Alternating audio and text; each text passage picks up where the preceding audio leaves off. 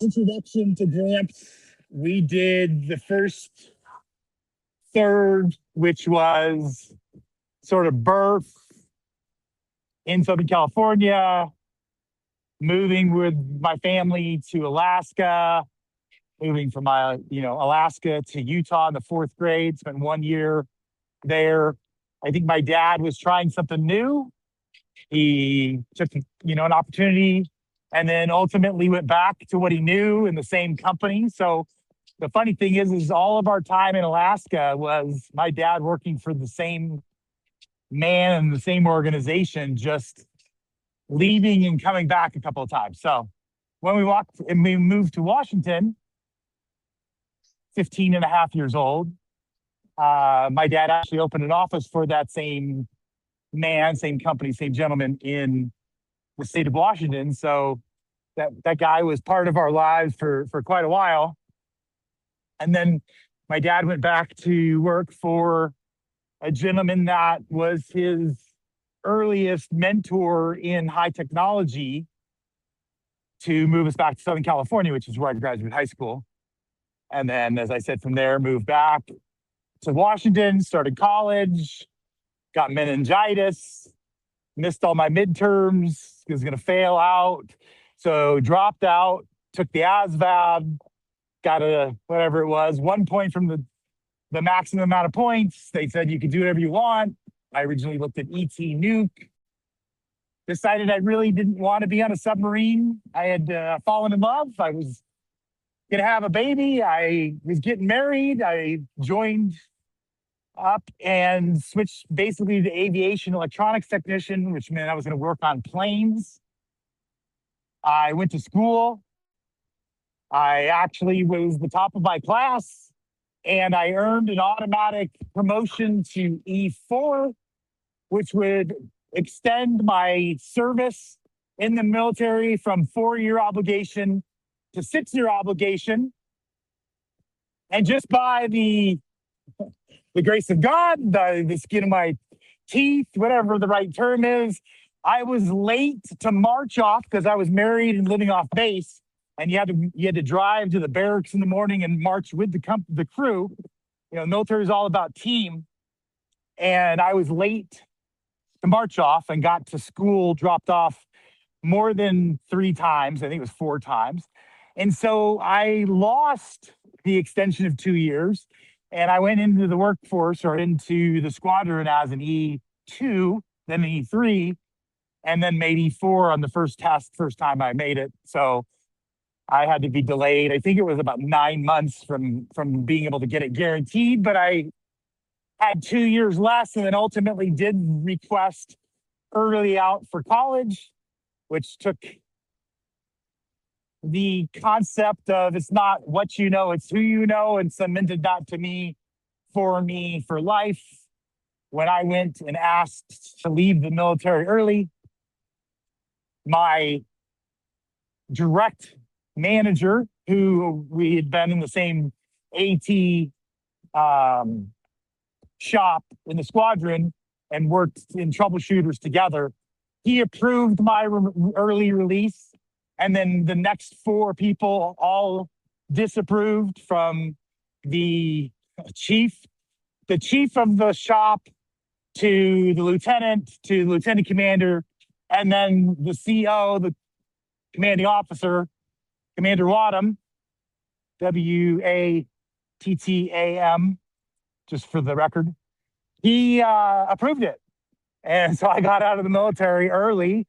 And long story short, his wife and my wife were friends. And it's who you know and not what you know that always brings the goose home. So I was able to get out early, and I got out and I went back to college. And the second time I went through college, I did not finish, but I went up until I had about, I think it was 1.5 quarters left.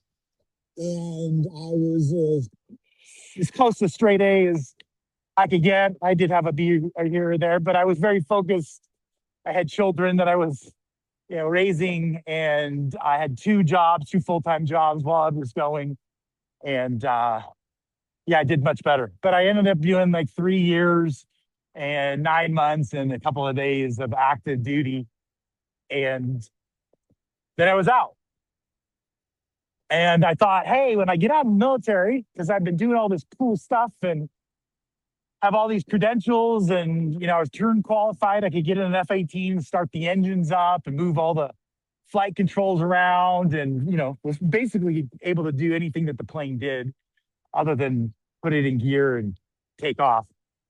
And I got out and I went to Boeing in Seattle, where I debunked or I left the military out of Whidbey Island. And I went into the recruiting office for Boeing. And there was one lady, it was like so cliche. It was like one lady in this ginormous building with a desk and a desk light, and all the rest of everything was dark and dreary, like in Nancy Drew or Scooby Doo, that kind of thing. And she just basically looked at me in the face and said, we're not really hiring very many at the time, and don't call us, we'll call you. And took my resume, and I to this day have never heard from the Boeing company. I have always had a love of cars. First car my dad and I rebuilt. We rebuilt the engine, did all this upgrades, put a radio in it, always tinkering or tweaking, as I would say in modern terms. And so I got the opportunity to leave, or to basically go paint cars. So I got a chance to go work for this startup that was filling paint chips on the front of used cars to make them look like they're more new cars, not like shit, I'm trying to think of the Kurt Russell movie. Anyways, I'll think of it. We'll put it in the notes. But I got the opportunity to go work for this gentleman. Another opportunity for me to learn it's who you know. It was my dad and mom went to a Christmas party, and we're talking to a guy, and we're talking about me, and I just got out of the military, and he gave him his car. He gave his card to my dad and said, have him call me. And his name was Clint, and Clint ended up hiring me. I flew to California, went through the training. Little did I know that all of the allergies that I'd had throughout my life would be accentuated with the aerosol of the chemicals that I was working around and spraying. And so it was many days of being miserable and feeling as if like I was having an allergy attack. I guess technically I was. My body was allergic to the aerosols. But long story short, it put me in touch with a lot of car dealership owners, because I would go into a car dealership and sell the services of, hey, let me go look at your used lot. Let me give you a quote for how many cars you have. And I ended up making some relationships with some of those owners, and one of the owners ended up hiring me at a small dealership on the edge of town. For those in Washington, North Bend, I think it's where there was a TV show that was filmed there, and I wasn't a person that watched the show. But if you look up North Bend, Washington, Ronnie, you could see where the show is. I went to work for the Chevy dealership there. And so it was a new car dealership. So you had all the benefits of a new car dealership, inventory, things that you could sell, Corvettes, Camaros, Z71 pickups. The biggest sellers and the biggest commissions for salespeople were Suburbans and Tahoes. So, we were selling a lot of those, and it was pretty decent on used cars. We did a lot with the auto auctions, with getting rid of cars and buying cars. And the owner, who is basically a wholesaler by nature, by trade, and it made a relationship that allowed him to buy into the dealership.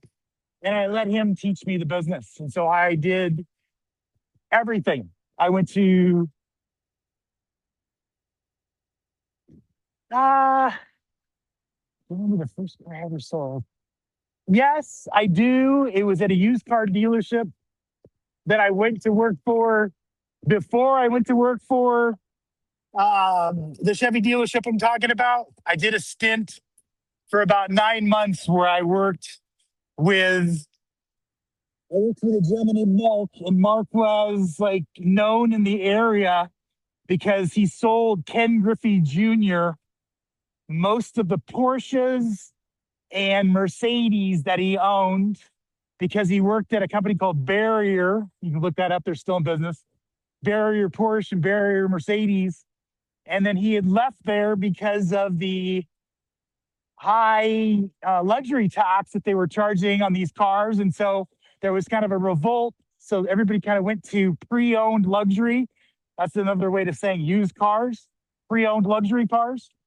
And I sold, I believe it was a Lexus LS 400 there. And I sold probably about 12 to 15 cars there prior to going to the Chevy dealership. And at that point, I became a wholesaler, and I went to the auto auctions. From there, I went and I wrote service. So I would, people could bring the car for service. I would talk to them about, buying things, oil changes, all those kind of things.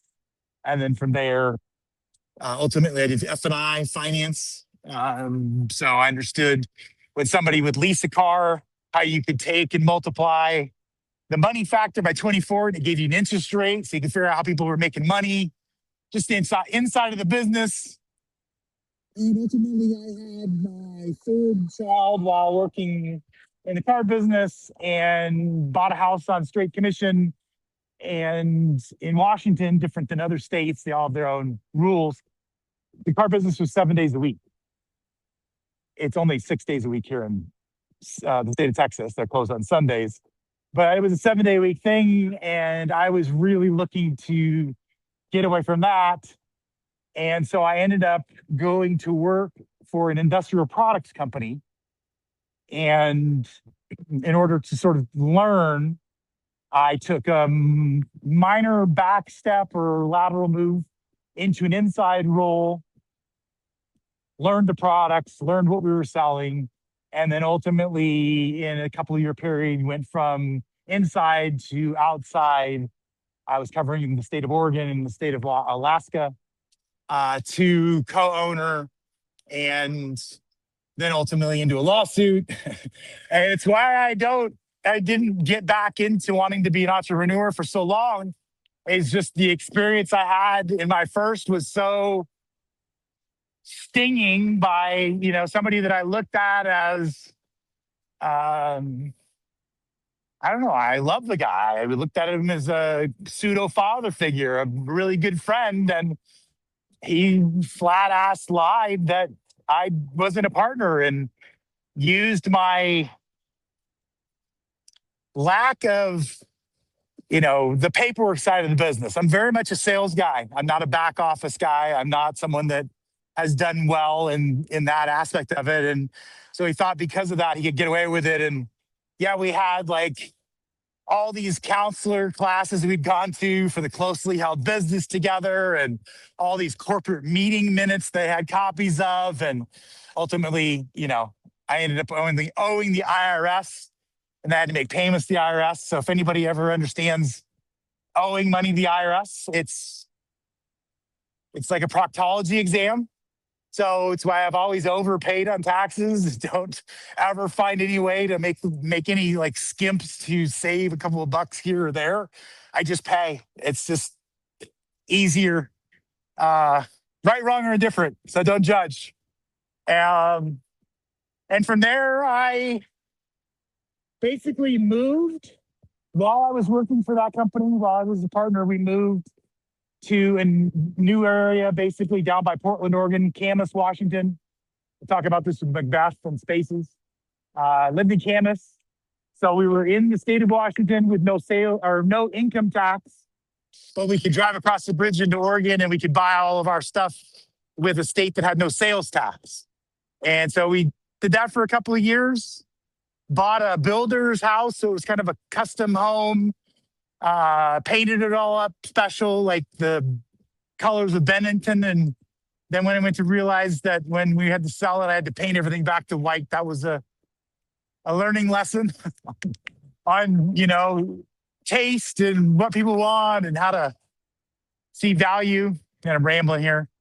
And then from there, I basically moved with fourth kid newly on board to the state of Texas. I had started with a software company and I had gone back inside like I did before and spent, I believe it was 8 or 9 months inside, might have even been less, learning the business, understanding the product, understanding the negotiation, understanding sort of expectations.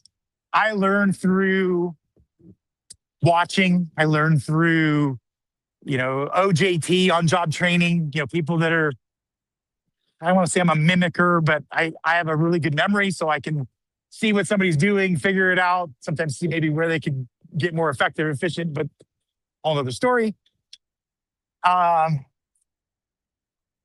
So I learned the software business, and then I took a bet on myself.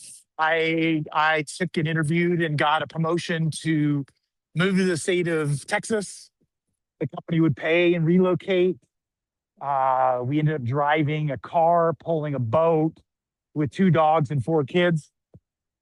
That's probably a whole podcast on its own. And I basically was on probation. So I took the job with, hey, you're going to have a 6-month probationary period that we evaluate that this is a good fit for everybody. And I, found out a couple months in that I was off probation and excelled, and they did some things where they were doing basically comp checks for selling big deals. And I milked that system and got a lot of checks, and we were building a house, and it was a lot of fun. But it was a time where I believe the feeling or the term, I'll sleep when I'm dead. I believed, I was interested in friends, but at the same time, I was working. I would leave on a Sunday to travel so that I could be in a different state, in a different city, in a rental car with a cup of coffee at 8 a.m. to go meet with customers in, different states. My territories were usually measured in states, very infrequently. Did it come down to, I think my last 5 years, it was 3 customers all in Dallas, and customers of the size that I had people that were all over the United States. So there were times where I would still have to travel to a different state to meet with somebody with a company that's based here in Texas, where I'm at now. But back in the day, people were all over, and the regions and sales were more territory. So you'd use the term territory sales manager as opposed to an enterprise sales manager, or strategic account manager. I mean, there's all these terms for the sales guy, but territory, because it was large states. I think at one period I had 22 states I was responsible for, and it was anything that was in there. And we would work with partners so that we could sell, but that's, once again, probably more deep than you wanted to get into. But my point was, I bet on myself, and then I've been in the software business until now. Like, literally, I've continued in the software business as a sales guy. I have done different roles. I have run the channel, meaning I'm responsible for all the sales through partners. I have run regions. I was responsible for 4 different territories in the South and a team of 13. And so I've managed people. And my dad, who is in sales and is retired a couple of times from sales, always would say, stay as close to the customer as you can. Value-wise, money-wise, happiness-wise, I mean, all of the wises. I'm making up words now. Stay as close as you can to the customer. So I've done other roles. I've enjoyed those roles. I've enjoyed mentoring people. I've enjoyed being a part of that process. And I've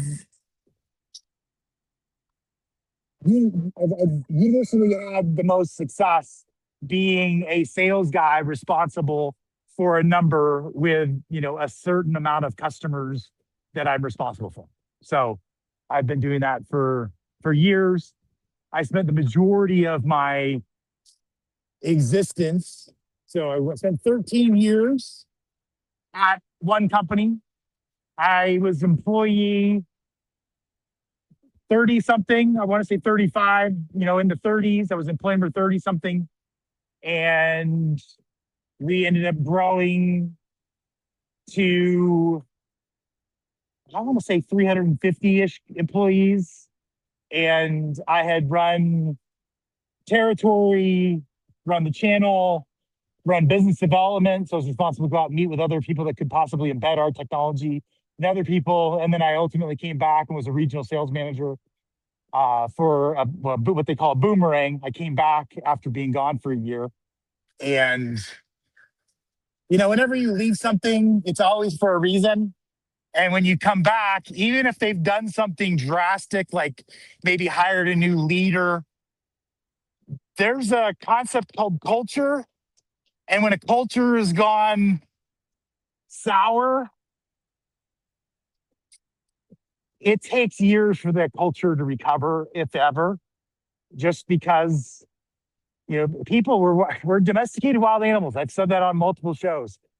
And that's why I think they say culture and how you treat people and all that is so important. So I had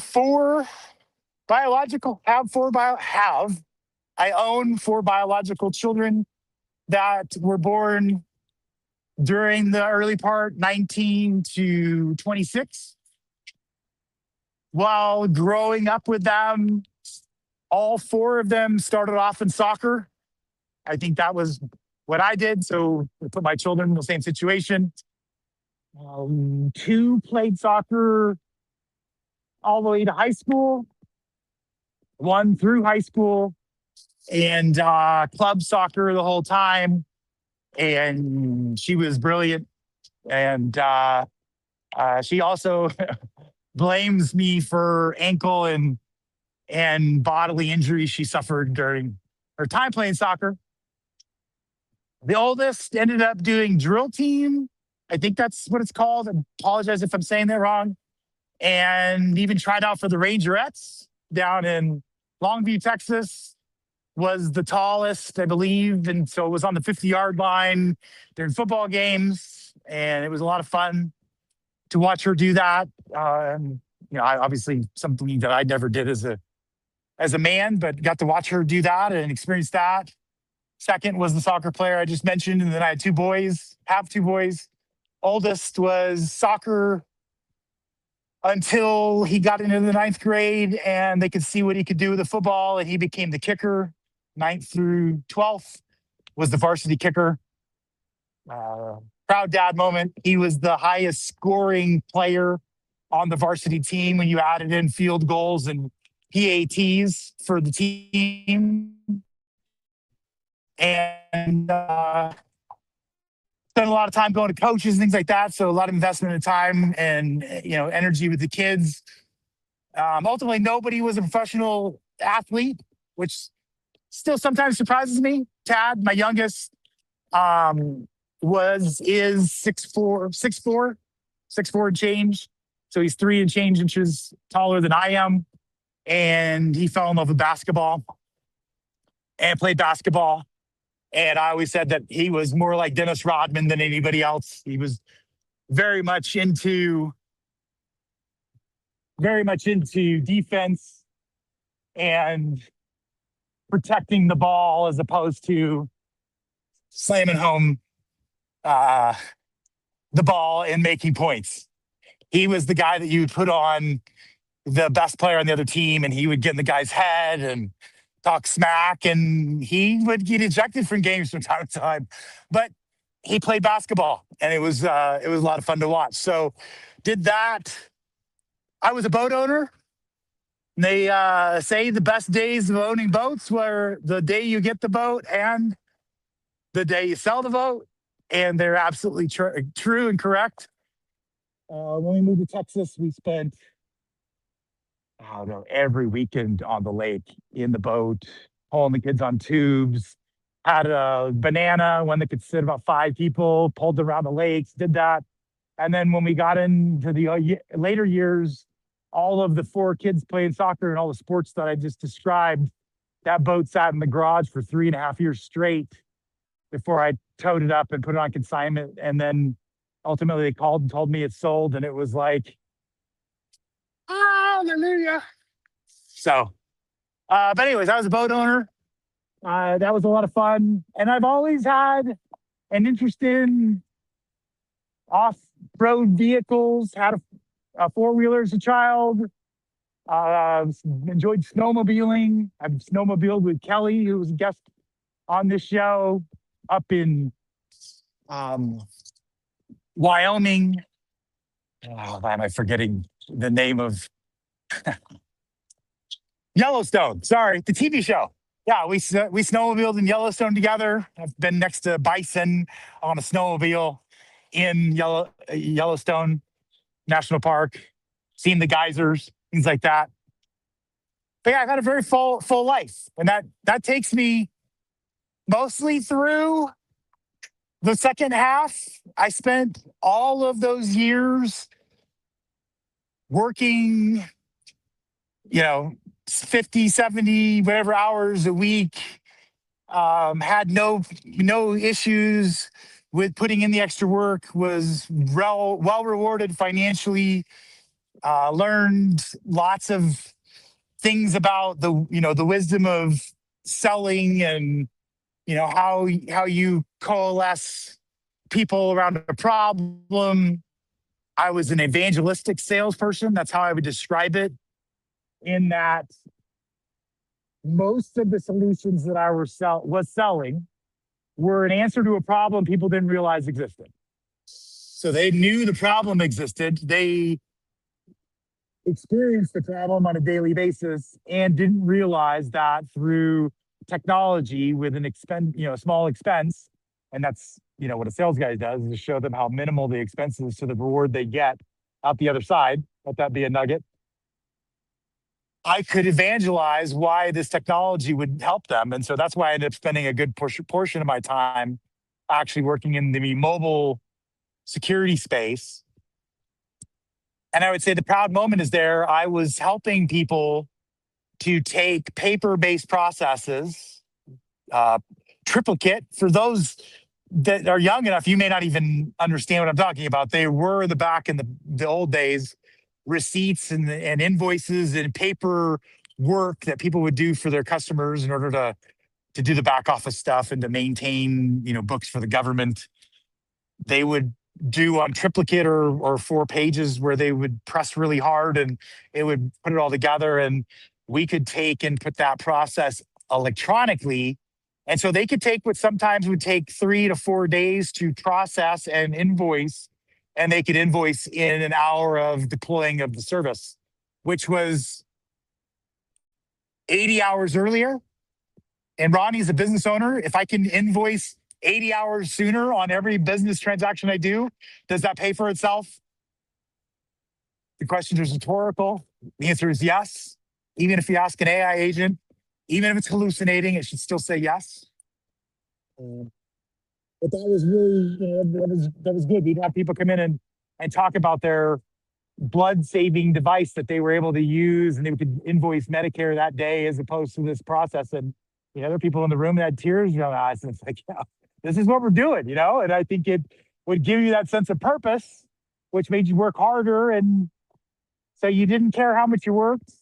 And I still work hard, play hard. I still would do vacations and things like that. Take the kids to Disney World, and as Ronnie and I were talking earlier, did focus in on some experiences. But by and large, things were, the thing that showed. I had a couple of. I did this in one of my daily recordings. Don't buy cars. I had a lot of cars. That was cool. And they were fun, and it relieved stress, and it depleted the bank account successfully. So don't have as many cars. Have some sort of, fun. Don't just work, because just working there's a cliche there somewhere. This is where I would probably end. Ronnie, did you have any other questions?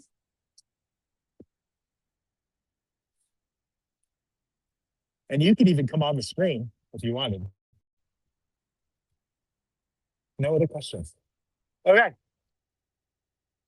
Happy Wednesday. Enjoy the rest of your day. We'll be around for part 3, which will be the last third. And that will be the next time that we have one of these one-on-ones. So really appreciate you. Enjoy the rest of your day. Take care.